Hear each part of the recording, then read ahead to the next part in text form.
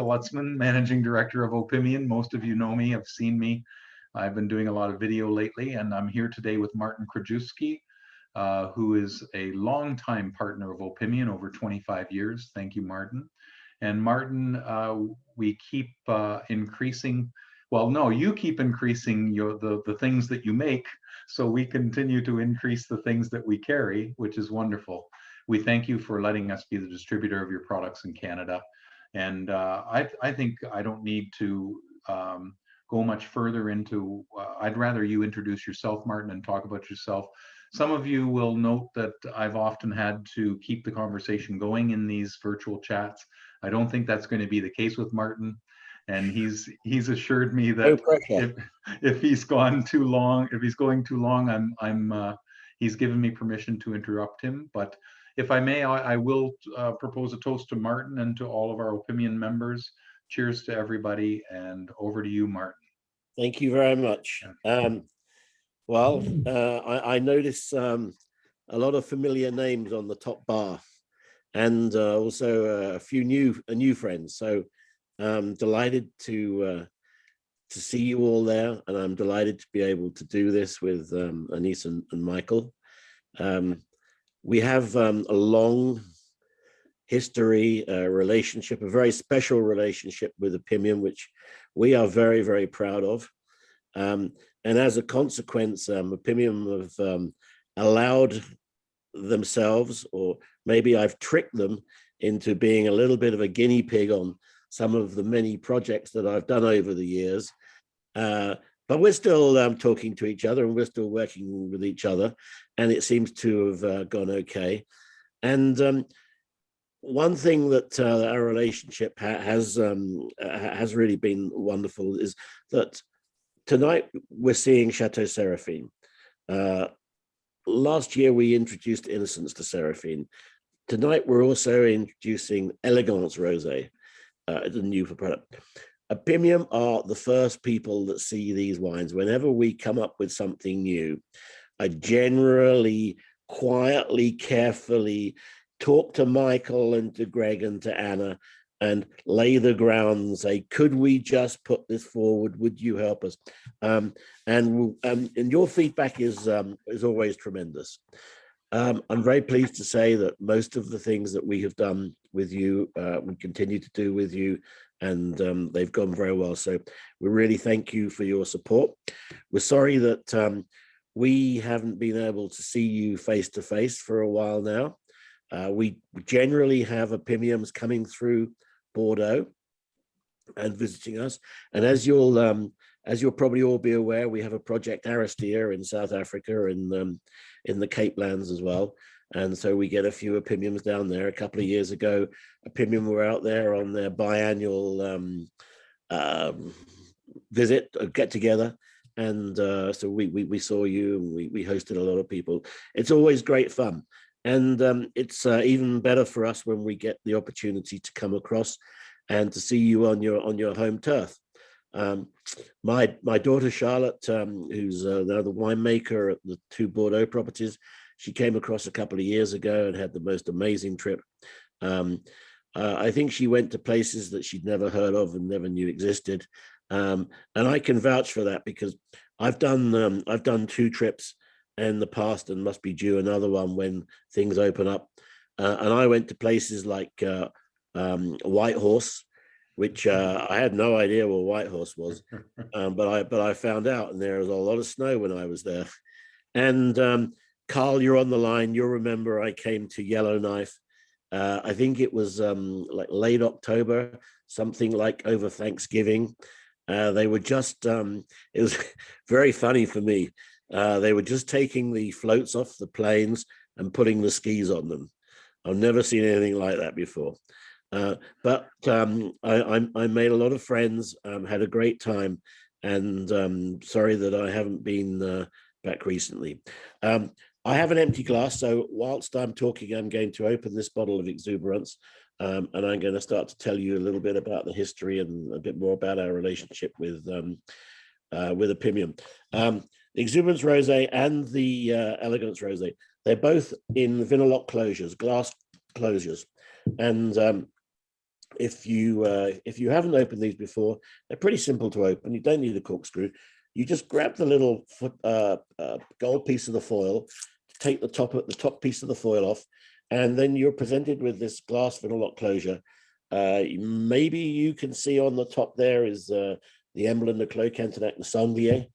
You don't just pull it straight out. You have to tip it to one side. So literally, it's just a tip to one side, and then it comes out. If you try and pull it straight out, you're not breaking the seal. It's like when you open a pot of jam, you have to, it's been sealed by steam or something. I'm looking at Nicolette, my wife, by vacuum. Yeah, you have to just break that seal, and there it is. And I don't know if you can hear that lugging into the glass, but it's a wonderful sound, Martin. It is a wonderful sound. So cheers to you all. Let me just get this one mouthful down. Cheers. Fantastic. So I guess we go back some 25 years.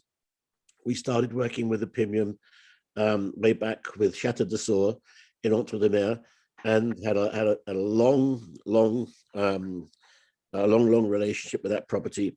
But in 2015, I sold the property to Jack Ma, the Alibaba Chinese billionaire, and he wanted to do other things, and I guess it was time for us as well.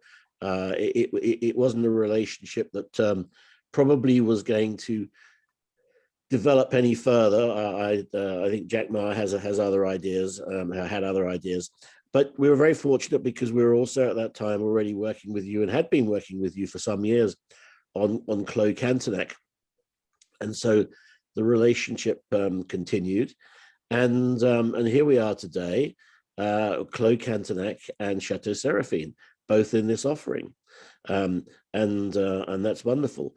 And more so than that, you will have seen the offering, you will have seen the magazine, you've seen the online offering, and you may well have seen that there are some spirits, some gin, vodka, and aquavit that are in the offering from Norway, from the Oslo Distillery, and that's a company that I was a founding partner in 2015.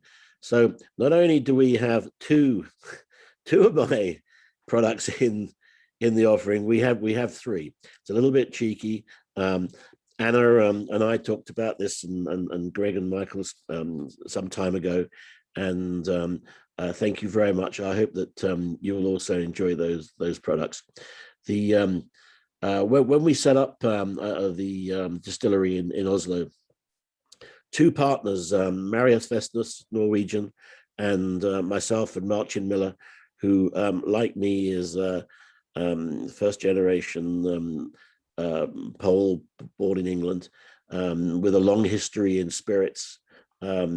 He's an expert in Scotch and Irish whiskey and Japanese whiskey, and he also has a distillery in Kyoto in Japan. We were in 2015 the first privately owned distillery in Norway for almost 100 years. Prior to that, it had been all government owned, a monopoly. So it's that was very exciting. And today there are two or three other craft distilleries, but it's an amazing opportunity working with a great master distiller. We actually had a Canadian master distiller who we started off with, but he married a Norwegian girl, and they started a family, and they moved across to Bergen, which is on the west coast of Norway. He still consults for us. We now have a New Zealand master distiller who is trained in Scotland and New Zealand, who's also married a Norwegian girl, but he tells us he's staying put in Oslo. Anyway, we move on. Let's talk about Bordeaux. The two properties, Clos Cantenac and Chateau Seraphine, both very small, both on the right bank, both very close to each other. In a straight line, we're probably only 2 or 3 kilometers apart.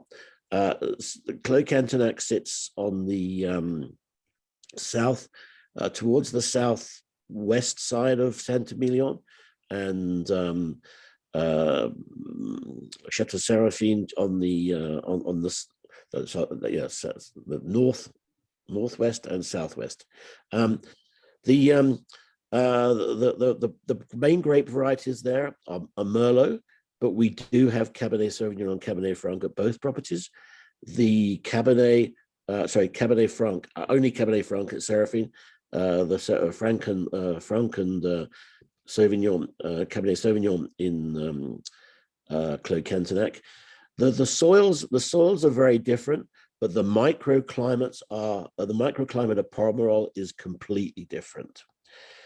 Pomerol sits up on this little plateau, a little bit higher than Saint-Emilion. It's really unique. Everything seems to be a little bit early. We're like 1 or 2 weeks early. Oh my God, I'm just looking outside our window here at the chalet, and I have a fox about 6 feet away from me. Wow. He's gone. He saw me and he hightailed it. That is incredible. So in the offer, I write about the soils of Pomerol. We have, but before we come on to that, we have a very small team. We as myself, and I'm kind of the odd job man. I've been it's kind of I get given all the things nobody else wants to do. Catherine Burbo, Catherine and I have worked together for well over 20 years, 25 years. She was at Clos Cantenac. She came with me when I sold. She was with me at Chateau de Source. She came with me when I sold Chateau de Source to Clos Cantenac. She was very much involved in the acquisition of Chateau Seraphine. She looks after all of our administration, finance, logistics.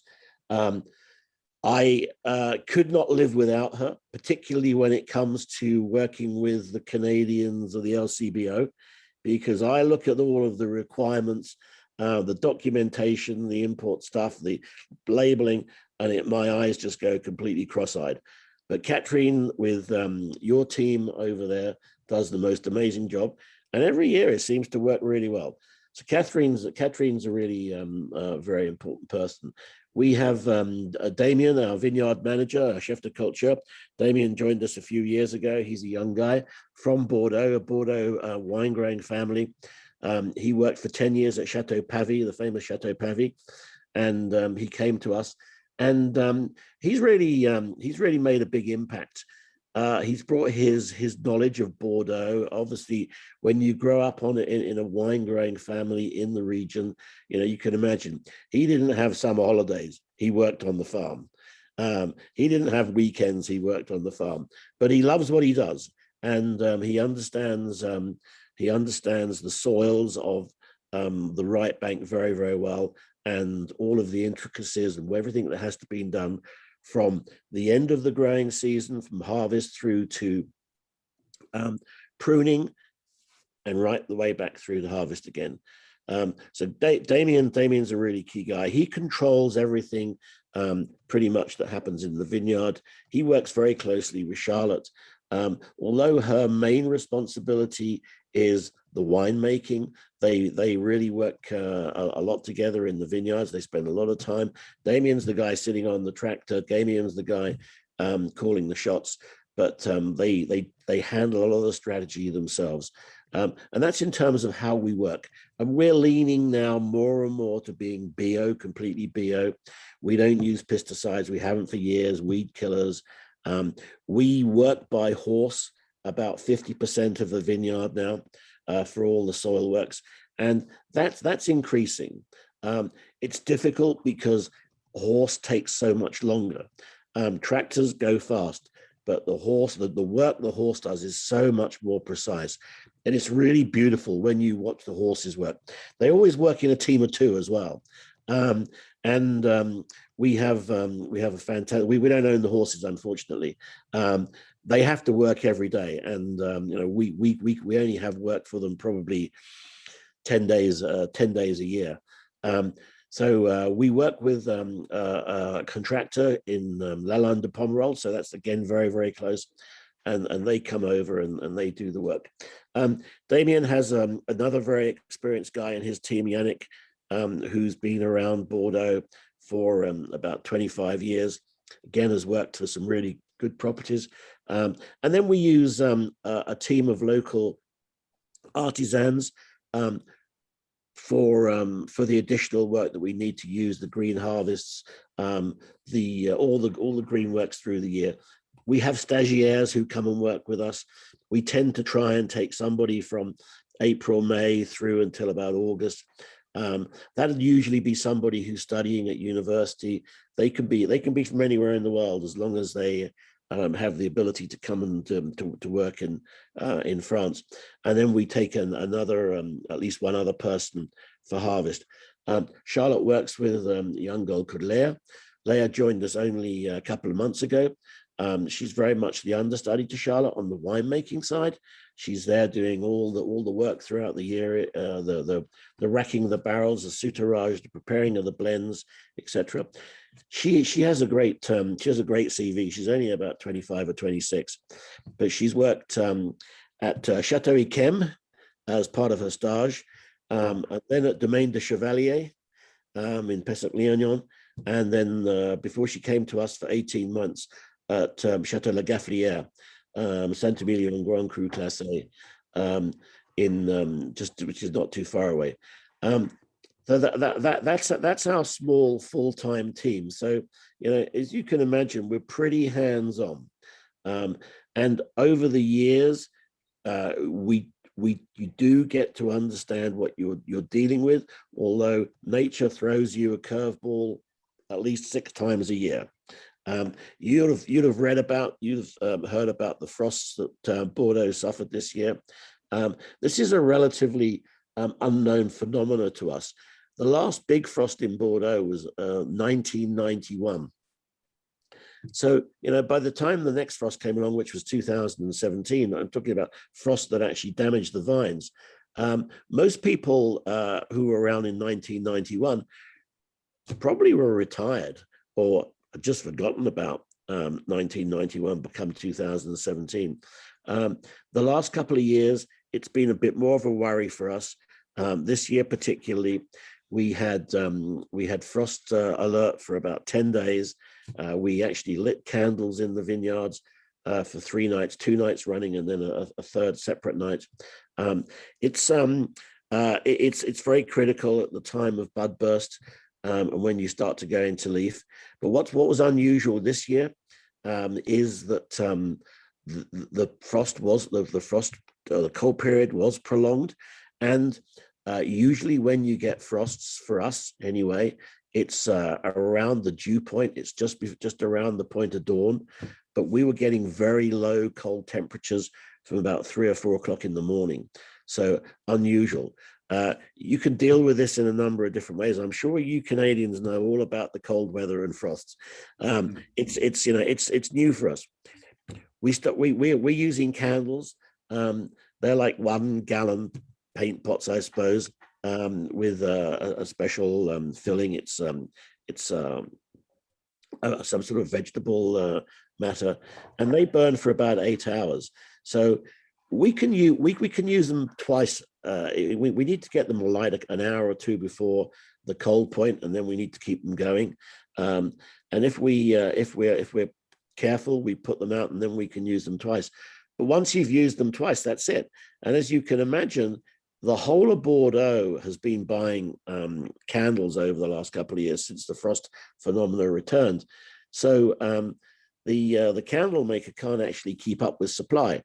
Plus, the candle maker's made so much money in the last couple of years that actually he's probably sitting on his yacht somewhere in the Caribbean and not worrying about us too much. So you can't just call up and get more candles.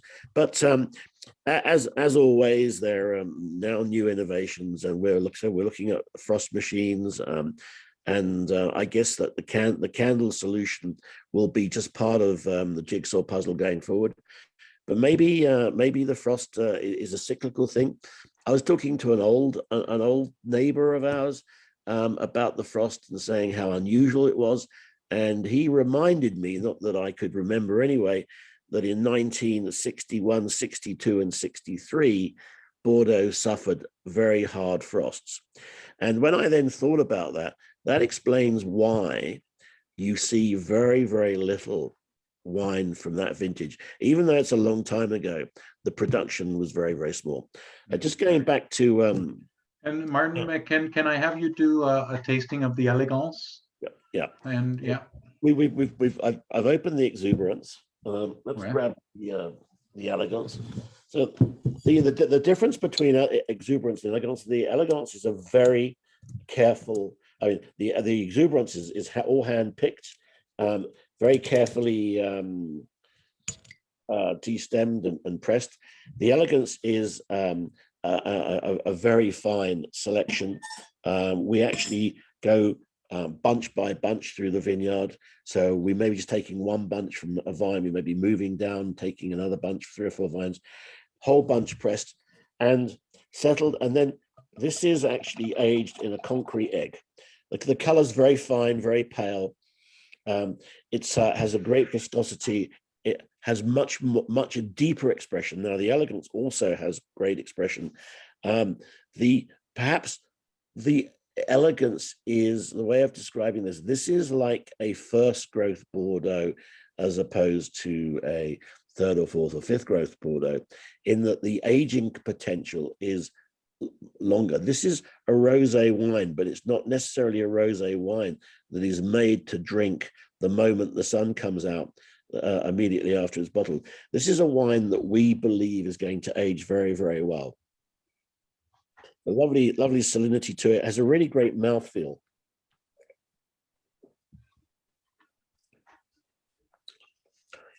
It spreads right across your mouth. It absolutely explodes in your mouth, hits the cheeks, hits the tongue, hits the back of the throat. And as it sinks down, you just keep coming back to it, and you just keep counting the different flavors. And there's a lot of different flavors in there. We worked on this wine for two years before we actually launched it. 2019 was the first. We were just trying to finesse it to make sure that we were in the right direction. So we have the benefit of looking at the 17 and 18 vintage. We didn't make huge quantities and we didn't release it, but we're able to look back, and so we already know that this wine is aging well. The 2000, it's coming in a wood case, right? It's a case of 3 of the Elegance. Oh yeah. We have pulled out all the stops for you guys, and much appreciated. So in a wooden case, a 3-bottle wooden case. I don't know if you can see that. It's hard kind of do that, but absolutely. This is a box that I think a lot of people are going to not throw away. It's not going to go on the fire. Nicolette puts her paints. She's a great artist. She does watercolors, and she's recently started doing acrylic. She keeps her paints in a box like this. It's really beautiful. It's kind of, some things when they're smaller just look really wonderful, but it actually is what Elegance deserves. So I hope that whether you use it or your children, the children will put their toys in it, whatever. But the presentation is wonderful. The Elegance wine also comes tissue wrapped in a specially designed paper. Looks fantastic, and I think this is a wine that you don't have to drink this straight away. I'd love you to drink it straight away, then you buy more.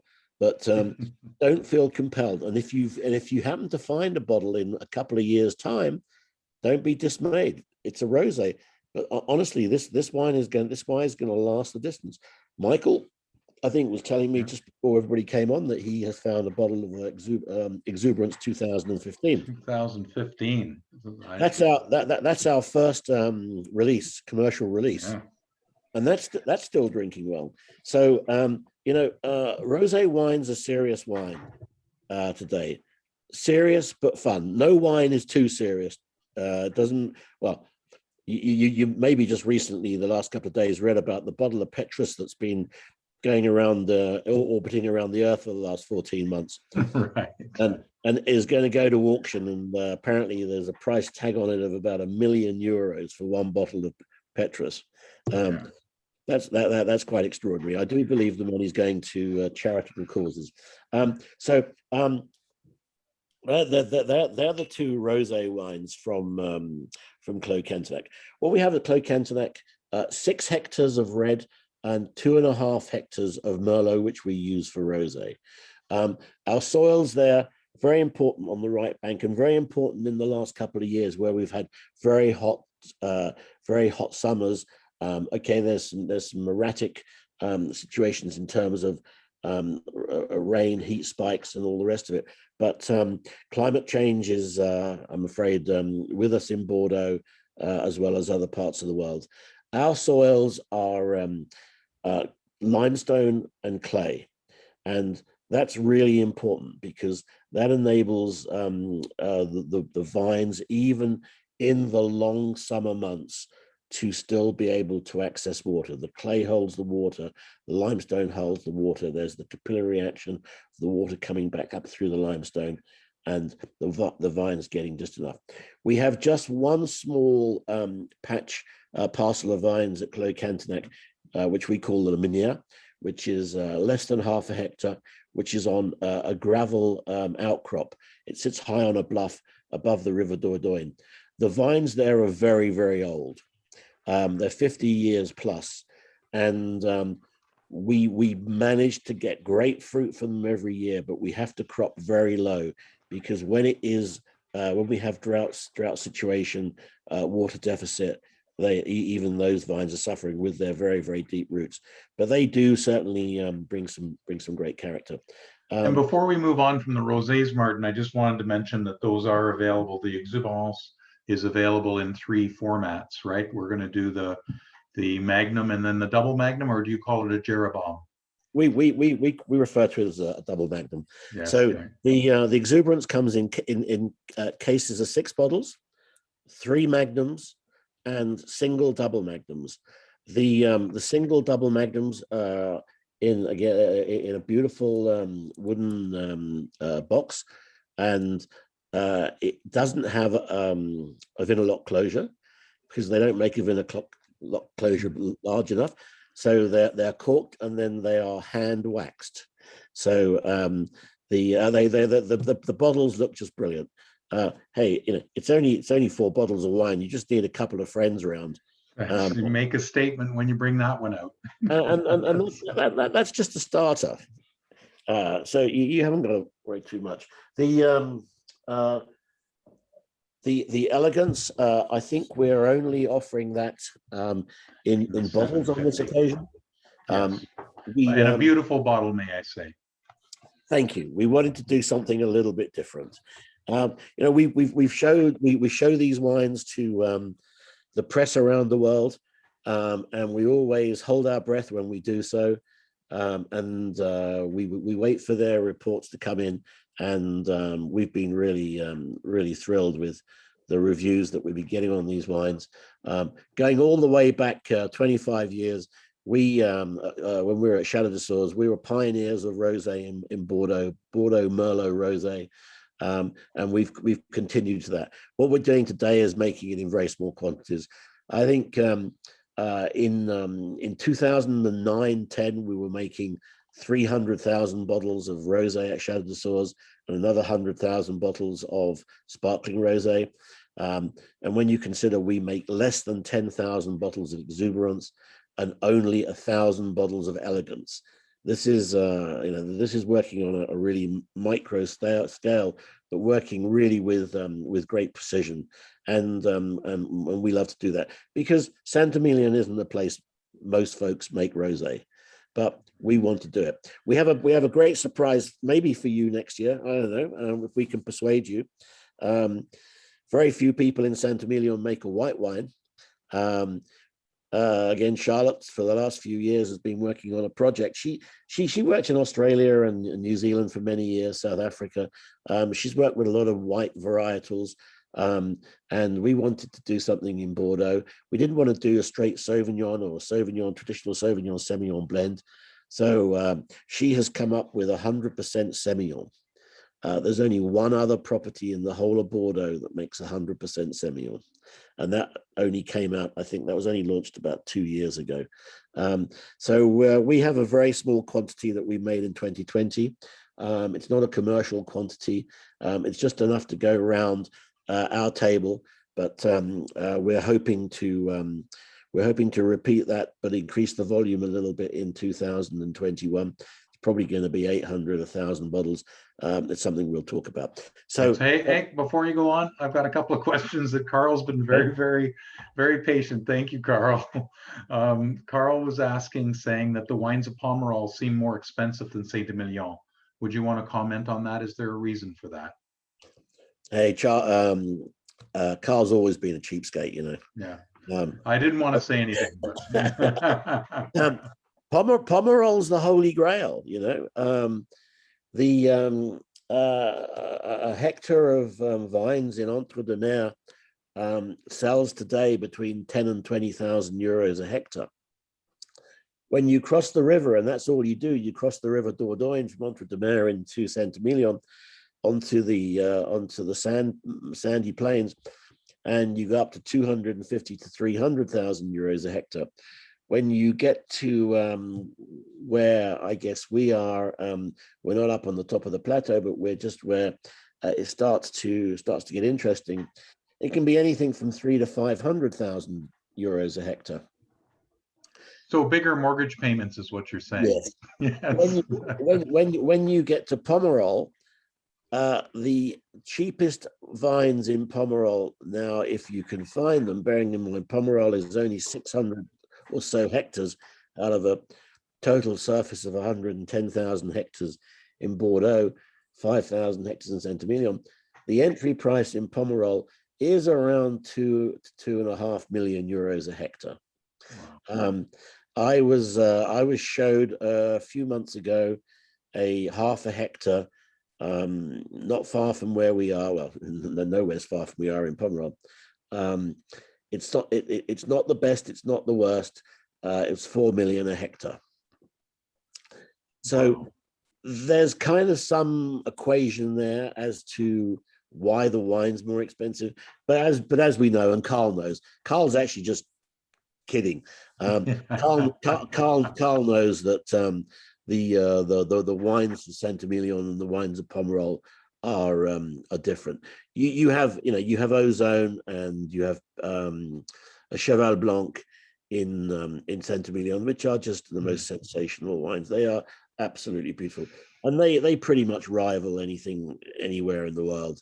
But in Pomerol, with Petrus, Le Pin, La Fleur, La Conscience, it's something special. But it's also the style of the wines from Pomerol, which is a little bit different. And you come on, and I've talked about the soils in Saint-Emilion. The soil in Pomerol is not massively different. We don't have limestone. We have clay, and we have some gravelly soils. Gravelly soils often over clay, but we also have that famous blue clay in Pomerol. Again, I wrote a little small article that's in the magazine that came out with the offer about the soils of Pomerol. The famous Hill of Petrus. The hill of Petrus, it's only a couple of meters higher than the rest of the plateau. But we have this blue clay, smectite. It's 40 billion years old, and it's pretty special. It's electric blue. It's as hard as rock. The vines have to work very, very hard to penetrate into it. They can only just get their deepest fingers into it, but it has an incredible ability to hold moisture. And again, it's not only the moisture, but it's all of the other things that's taken up from the clay, the minerality, the influence, and the microclimate of Pomerol, which gives us a slightly earlier start to the year. We're generally the first people to pick the reds in Bordeaux. And we usually finish well before the end of September. We can go into October, but and the styles are always very, very elegant. Centimilions are understood and known to produce very classic, elegant Merlot-based wines. Pomerol's even more leading that way. The wines of Pomerol are very forward. So, Michael, you have that bottle of Innocence 2018. I do. You were saying, can I drink that? Yes, you can. Should you drink it? Yes, you should. Would it be great to have one to drink next year and the year after and the year after? Of course. How long can you keep it for? I would guess 20 to 25 years, maybe longer. Who knows? We often have great surprises with old wines that we forgotten about in our cellars. The wines of Bordeaux, not only Bordeaux, other regions of the world, but the wines from Bordeaux, well-made wines, the better wines, they tend to age very, very beautifully. If they're well kept, they will age and cellar, not necessarily forever, but for a very, very, very long time. I always say, my advice is, when you're hitting the button on this particular offer, don't buy one case, buy 2 cases. Then you can open a few bottles now, and you can keep a few bottles for later, and then you can compare them over the years. I was just about to say that. And then also, even year over year, I layer my cellars so that I can keep some of them as they get older, and then I can do verticals and such as well. It's really important. Very, very quickly, I want to run out of time. The Petit Cantenac and the Clos Cantenac, again, they're offered in cases of 6, cases of 3 magnums, and in double magnums. The double magnums, honestly, if you have an event coming up in 5, 10, 15, 20 years time, these are the wines to be buying. And don't we all? Yeah. We've all got an event coming up. We must have something. Something's going to happen. Yes. The great thing about the larger formats are that you are getting in one container that much more wine. A double magnum, 4 times as much wine. So it's going to be, of course, totally homogeneous. Open 4 bottles, you may find very minute details, even if they're 4 bottles that came off the bottling line consecutively. There could still be minor changes, but in the large format, it's all the same, 100% the same. There can't be any bottle variation. It's one bottle, but also it will evolve and age so much more slowly. So if a bottle's going to last for 10 years, a Magnum 15, a double Magnum 20 years, and so forth. The 2019. Both Pomerol, Centimilion, Right Bank, fantastic vintage, not without complications.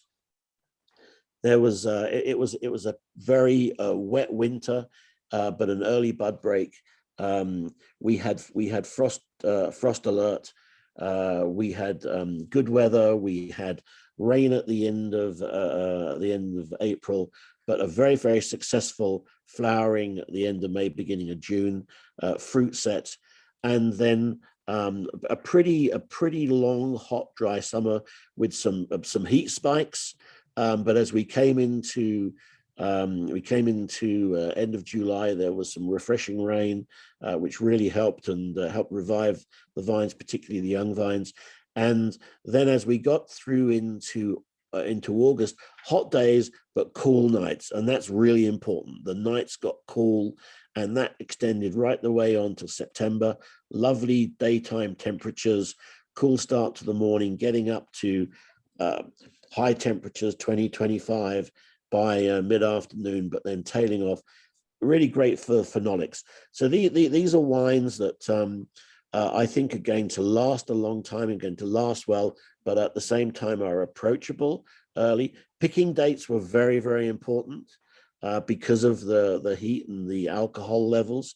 What we did with the fruit, a lighter touch than normal, not over extracting, not overworking the wine, letting the wine do its own work, perhaps fermenting at slightly cooler temperatures. and the choice of barrels. We generally buy our barrels from 5 or 6 different coopers.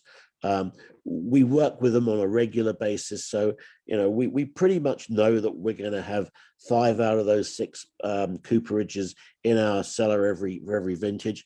But we do change it out. That's Charlotte's territory.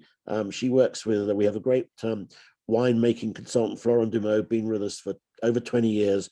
Works with us on both properties. Worked at Chateau de Sours. Actually, also advises us in South Africa.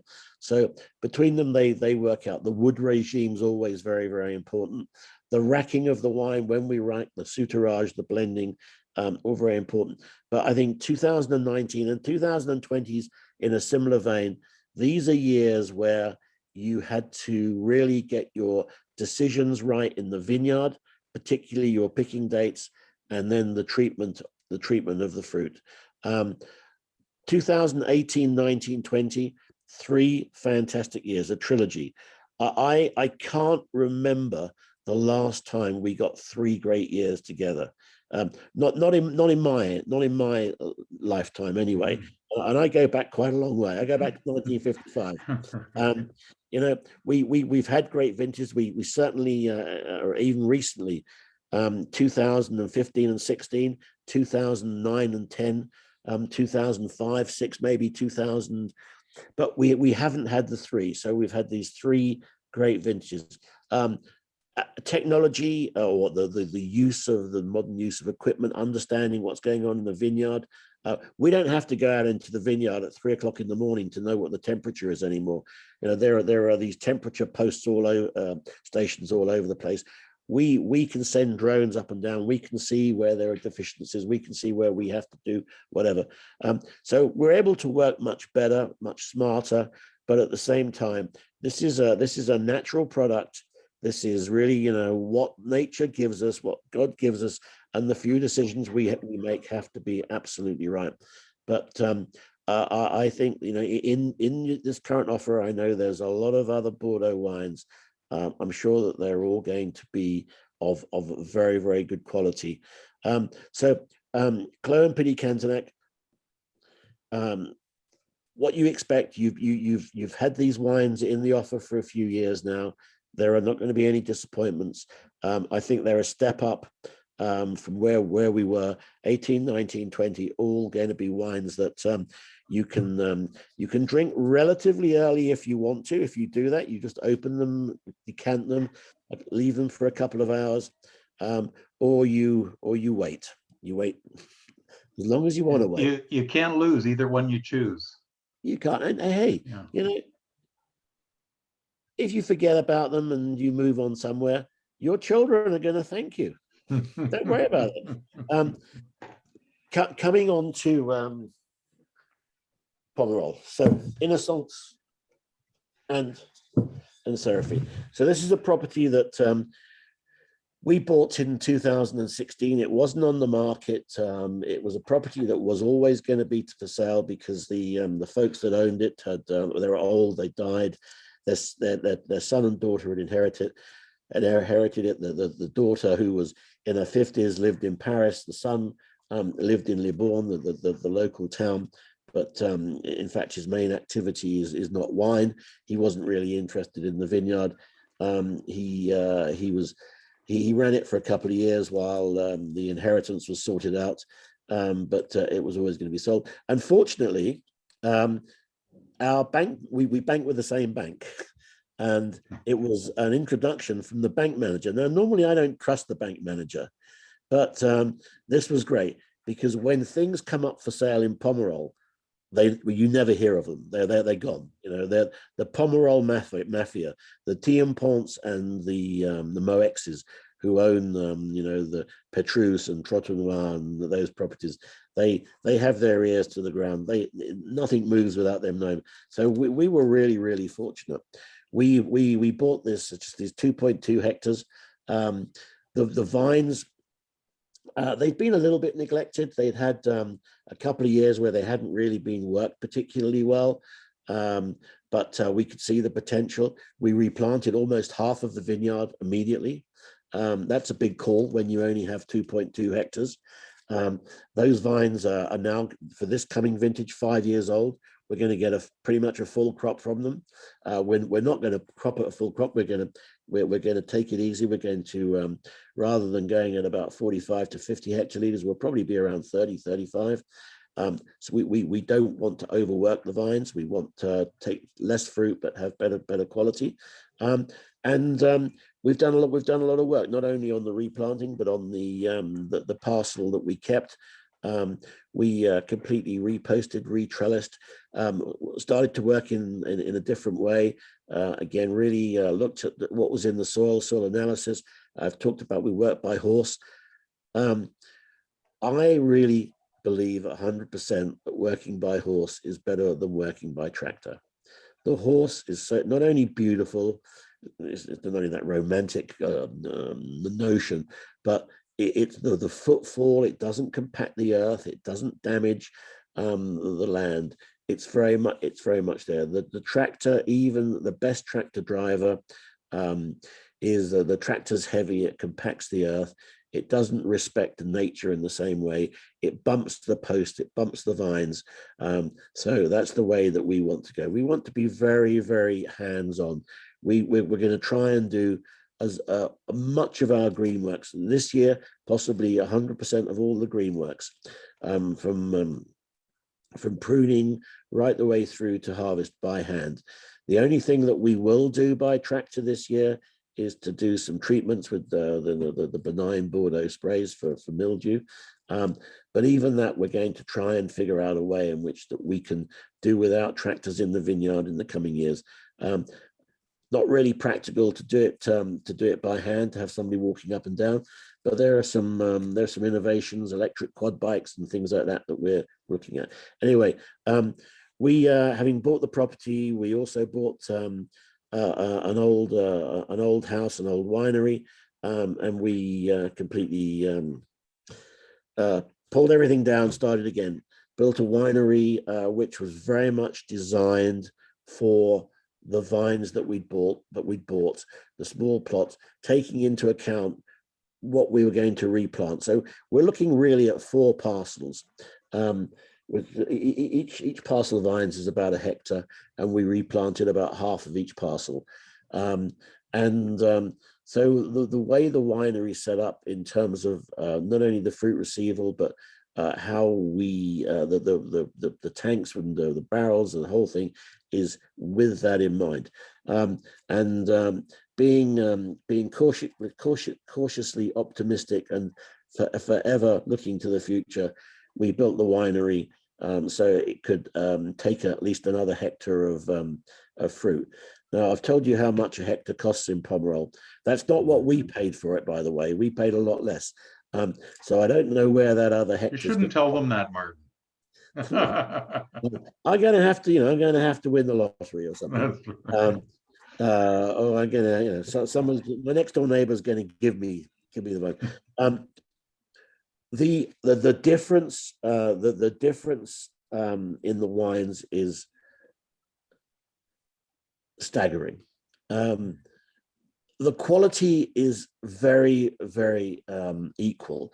I've been looking at the 2018 and 2019 press reviews over the last few days for the Clos Cantenac and the Seraphine wines. And the reason I've been doing that is that the 2020 press reviews are coming out now because we're in en primeur season in Bordeaux. We have about maybe 12 or 15 reviews through. We're waiting for a few from people like Lisa Prodi-Brown at the Wine Advocate and Neil Martin at Vinous, Jane Anson at Decanter.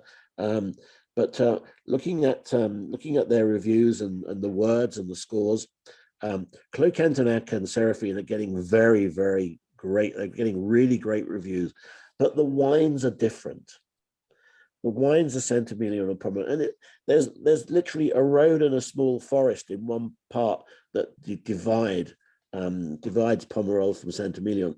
And in fact, Cheval Blanc and La Dominique are only divided by a small single track road from La Conscience and l'Evangile, which Pomerol to Centimillion.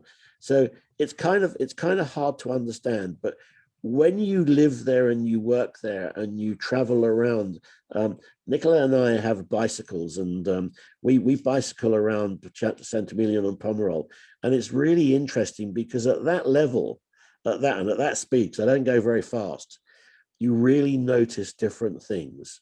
It's just an amazing pleasure to be able to work in both locations. You go around the world, you talk to folk about wine, and there's great wine made everywhere. And as you know, we work in South Africa. I worked in Australia with John Duval for a few years, and that was a project as well that we gratefully and with much appreciation shared with Opimium. But Bordeaux is Bordeaux, and Bordeaux has been there for a very long time. They've been making wine there for 2,000 years. It survived revolutions, wars, famines, climate change, and here we are, and it's still Bordeaux, and the wines of Bordeaux are still the best in the world. I knew Carl would have something to say about the price of Pomerol, so I actually did a bit of homework earlier today. 2018 Seraphine, we're sold out. We're sold out of 2017. We're sold out of 2018. If Opimium members take up the full offering, we are sold out of 2019. Thank you for giving us an opportunity to buy it. We appreciate it. There are people queuing up if you don't take any of it. No, I hear you. 2017, it's impossible to find anywhere. 2018, if you go on Wine Searcher, there are 2 retailers in the UK that have Seraphine 2018.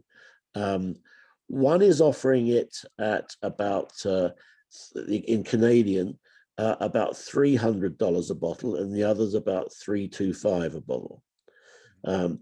And so that's nice. I mean, that makes us feel good, and that makes the pricing of this offer for the 2019 good too. And it's the same with Innocence.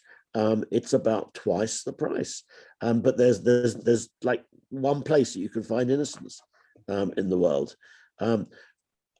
I've been trying to buy back from some of our merchants half a dozen bottles here and half a dozen bottles there, because we have very little library stock. The next time Opimium come over to Bordeaux and visit, we'd like to be able to pull the cork and pour some of the wine at our table too.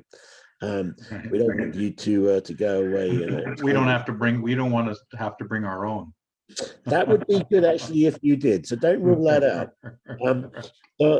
The characteristics of the Pomerol wine: elegant, soft, forward, black fruit, spice,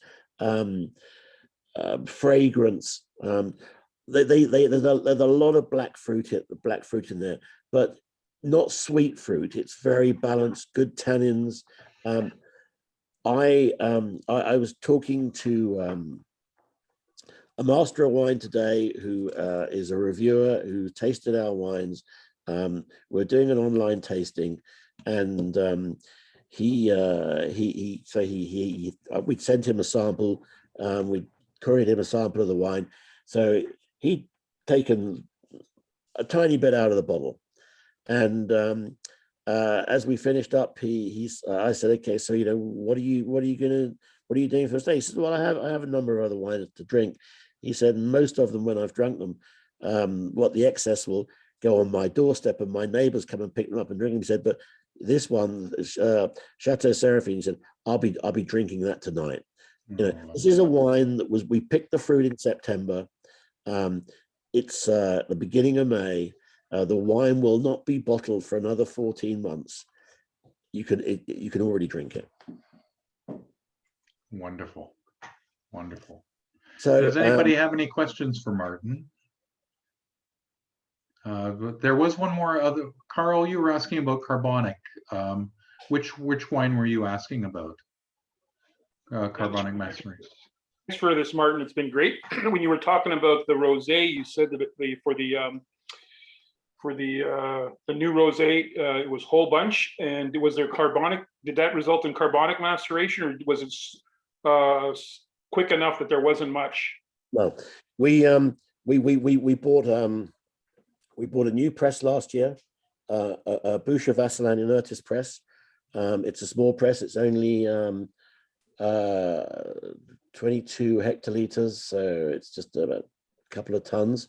So the fruit's picked. What we tend to do, Carl, is we will often pick the fruit and we'll put it in the cellar overnight. So we'll cool it. It'll go down to 5-6 degrees, depending on the daytime temperature. So you know all about this. It's much better to have the fruit cool when you're then going to that stage. So it goes into the press, and you're talking about 2 tons. It doesn't take long to load 2 tons. You can do that in 15-20 minutes. We close the press and we press. It's a huge bag inside, and we pump nitrogen into the void, so there's no oxidization, and it's quick. It's the whole press cycle's about an hour. So we run the juice off straight into the tank. It's cooled, settled, 24. And you get enough color from just that short period of time of press. Absolutely. Okay. The real key is, I think you were at maybe at Chateau de Sills for one harvest. The key is not getting too much color. It's easy to get color. It's hard to get little color. We don't want much color. Over the internet, it's hard to see, perhaps the color. The color of both the rosés this year are really amazing. They are pristine, clear, crisp, very, very pale rose petal pink. The Elegance, very, very slightly darker, but has a little bit to do actually with the shape of the bottle, the thickness of the glass. It's one of those tricks, So we try to move everything for the rosé through the press cycle very, very quickly. Remember that big you mentioned nitrogen to reduce oxidation. Do you do that with all your wines so you can avoid or reduce the amount of SO2 you have to use? No. For the red fruit, the wine comes in again. It's picked by hand, and it may or may not be stored overnight, so it's cool. It goes through a whole bunch sorting table. It's destemmed, and then berry sorting table, and then straight into the press. So there's straight into the stainless steel tank. So it doesn't see the press. What we are doing now is at Clos Cantenac, we're using the same Boucher Vasselin press to press off the wines at the end of when we finish the maceration and all the rest of it, rather than putting them through an old basket press.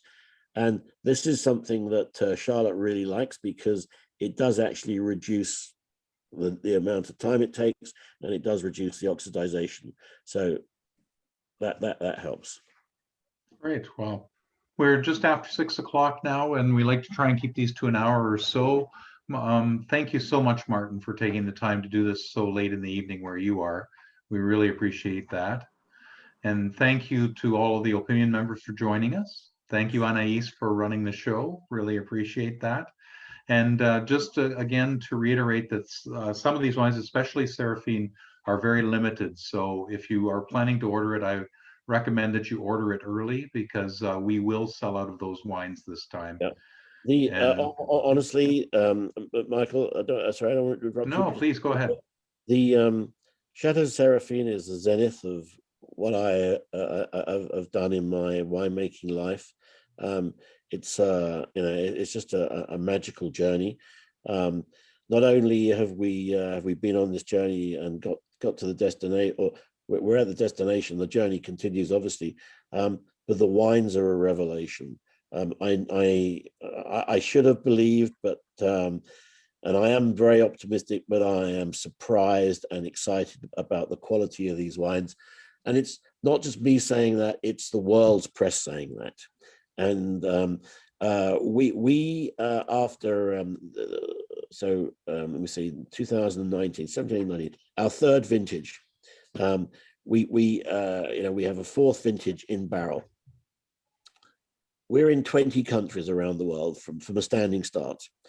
Just in the last 4 months, we've put on new clients in Holland, Belgium, Germany, Poland, which makes me very, very happy being of Polish extraction, China, Hong Kong, Macau, and Malaysia. And that's in addition to the countries we were already in. You can imagine the Chinese folks saying to me, okay, well, so what sort of allocation can we have? And I say, well, I can probably give you 120 cases, dozen? Right. No, 120 bottles. Yes, right. It's been fun. It should be fun. Wine is fun. It's fun working with you guys. We appreciate it very much, and the opportunity to do this. We're looking forward to watching the offer as it goes through, and I hope everybody will find something that will fit their cellar. Remember that we're not going to be in this travel lockdown forever. One fine day, hopefully not too far away, we will all be able to get on airplanes and come visit us. If you do that, don't just turn up. Give us at least 24 hours notice. If you can if you can give us a couple of weeks notice, even better, because sometimes we might not be there. I mean, generally, if I'm not there, Charlotte's there or Katrine's there. But do come visit. We will, when the opportunity arises, come back.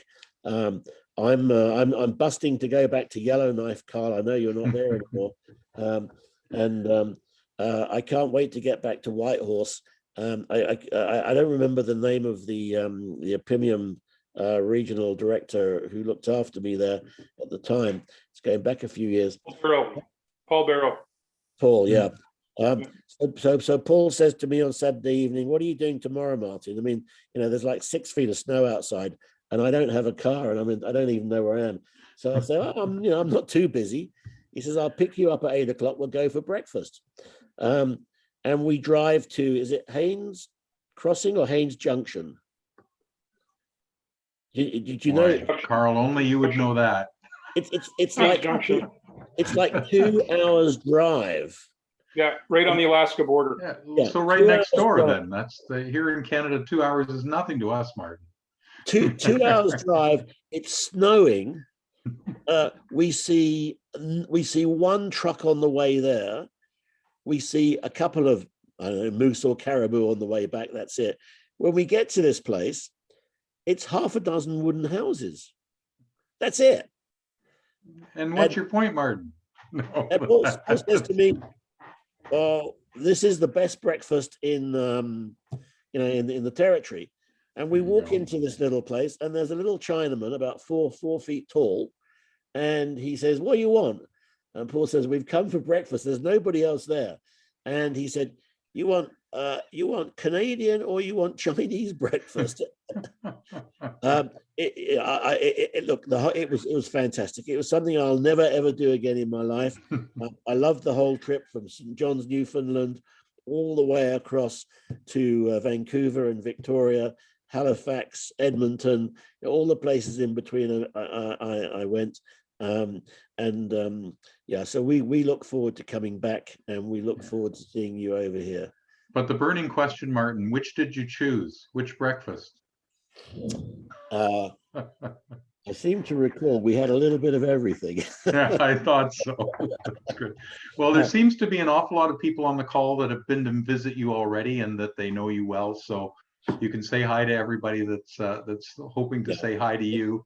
It's good to see. It's good to see you all, and it's been a very odd couple of years. Well, it's getting to be a couple of years. Very close, yes. But hey, good news, I hope, is that we're here. We're still eating and drinking, and we're coming out the other end.